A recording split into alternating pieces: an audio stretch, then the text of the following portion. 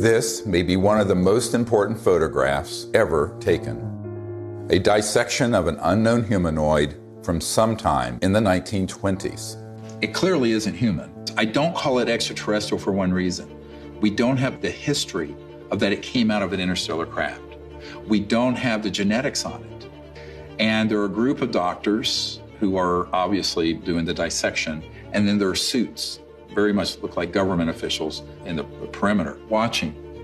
A woman called me up a few months ago whose mother was a seamstress on the atomic bomb project and built the covering for the bomb that was dropped on Hiroshima and Nagasaki.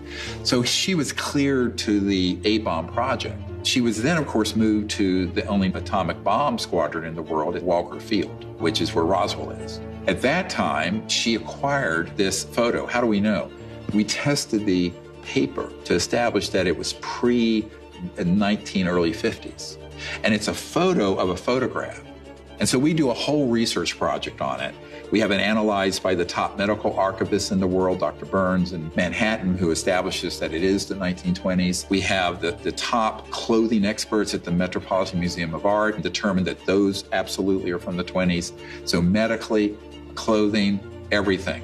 But if it is what we think it is, it means that there had been targeting and retrieval of extraterrestrial material and beings that are 20, 25 years before Roswell. And that opens another whole chapter.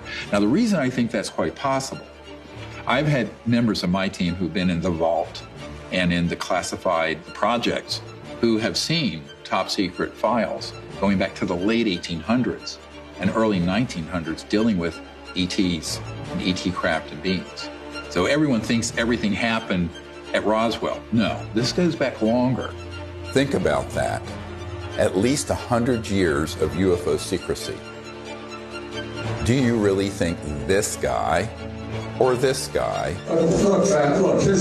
or God forbid, this guy, really have a grip on this issue? Excuse me, I didn't mean to fart out of my mouth. They don't.